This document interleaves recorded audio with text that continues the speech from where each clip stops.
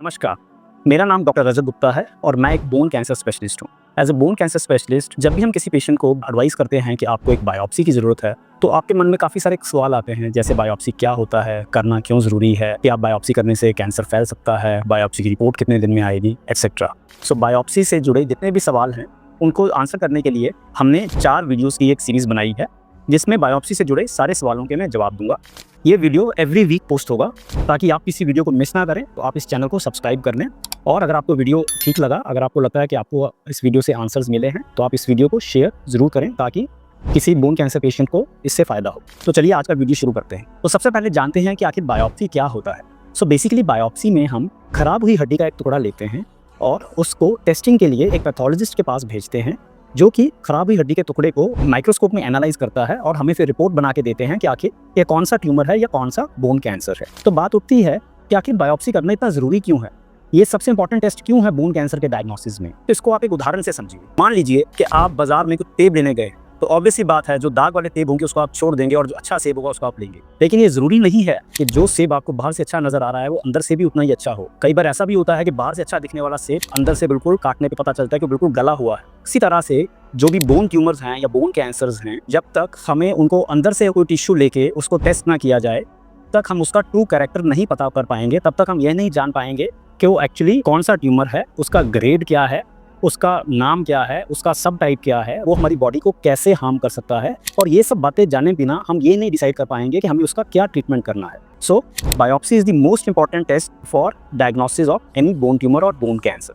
अब बात उठती है कि आखिर बायोप्सी होता कैसे है। सो बेसिकली बायोप्सी लेने के 2 तरीके हैं। One is called needle biopsy, जिसमें कि हड्डी के अंदर एक सुई जाती है और वो सुई खराब हुई हड्डी का एक टुकड़ा बाहर लेके आती है, जिसको हम टेस्टिंग के लिए भेजते हैं। और दूसरा तरीका है ओपन बायोप्सी। ओपन बायोप्सी में मरीज को एक चीरा लगाया जाता है और उस चीरे के माध्यम से हम हड्डी तक पहुंचते हैं और फिर हड्डी के अंदर सुराख करके कुछ टिश्यू बाहर निकालते हैं और फिर उसको टेस्टिंग के लिए भेजते हैं, और बाद में पेशेंट को टांके लगा के उसको चीरे को बंद कर दिया जाता है। तो जाहिर सी बात है, ओपन बायोप्सी में क्योंकि मेरा कट भी बड़ा है, मेरे पेशेंट को टांके भी लग रहे हैं, तो वो नीडल बायोप्सी के मुकाबले ज़्यादा पेनफुल भी होगा, और इसी कारण ओपन बायोप्सी में पेशेंट को हॉस्पिटलाइजेशन की भी जरूरत होगी। और क्योंकि मेरे पेशेंट का ओपन बायोप्सी का प्रोसीजर नीडल बायोप्सी से बड़ा है, तो उसका कॉस्ट भी नीडल बायोप्सी के मुकाबले ज़्यादा होगा। और इतना ही नहीं, अगर मैं लॉन्ग टर्म रिजल्ट्स की बात करूं, तो जब भी हम पेशेंट्स की ओपन बायोप्सी करते हैं, तो वहाँ पे जो हमारा ट्यूमर टिश्यू है उससे कंटामिनेशन का रिस्क ज़्यादा होता है as compared to a needle biopsy. So all in all, अगर हमारे पास चॉइस है तो हमें हमेशा नीडल बायोप्सी का ही ऑप्शन देना चाहिए और हमें अपनी बायोप्सी नीडल से ही करवानी चाहिए। अब बात उठती है कि क्या नीडल बायोप्सी में दर्द होता है, क्या बायोप्सी एक पेनफुल प्रोसीजर है। तो इसका जवाब है नहीं, बायोप्सी पेनफुल प्रोसीजर नहीं है।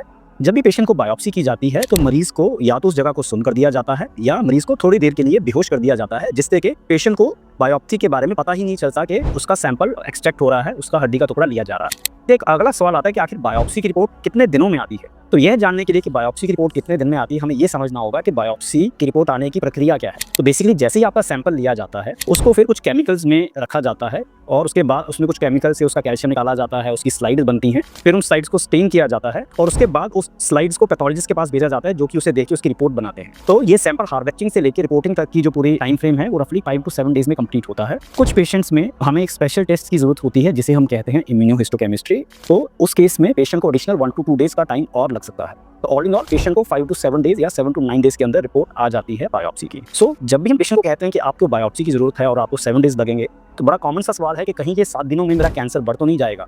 तो इसका जवाब है कि कोई भी कैंसर इतना अग्रेसिव नहीं होता है कि वो 7 डेज में ही फैल जाए या बढ़ जाए। और क्योंकि हमें बायोप्सी बहुत ज़रूरी है जानने के लिए कि पेशेंट को कौन सा ट्यूमर है भी या नहीं है, तो बिना बायोप्सी के हम अपना ट्रीटमेंट आगे नहीं बढ़ा सकते हैं। बायोप्सी करना बहुत ज़रूरी है। अब अगला कॉमन सवाल पेशेंट पूछते हैं कि क्या बायोप्सी करने से कैंसर फैल सकता है। वो कहते हैं कि हमने सुना है कि हमारे किसी रिश्तेदार की बायोप्सी हुई और उससे उनका कैंसर फैल गया, या कैंसर छेड़ने से कैंसर बढ़ जाता है। तो अगर आपके मन में भी ये सवाल है, तो इसका जवाब मैं आपको नेक्स्ट वीडियो में दूंगा। बोन कैंसर से जुड़ी और अधिक जानकारी के लिए, या अगर आपके मन में कोई और क्वेरी है, कोई और सवाल है, तो आप हमारे चैनल को फॉलो कर सकते हैं, सब्सक्राइब कर सकते हैं और उसका बेल आइकन को प्रेस कर सकते हैं, ताकि आप हमारा कोई भी वीडियो मिस ना करें। इसके अलावा अगर आपकी कोई पर्सनलाइज्ड क्वेरी है, तो आप हमारे दिए गए व्हाट्सएप नंबर पर हमें व्हाट्सएप भी कर सकते हैं। नमस्कार।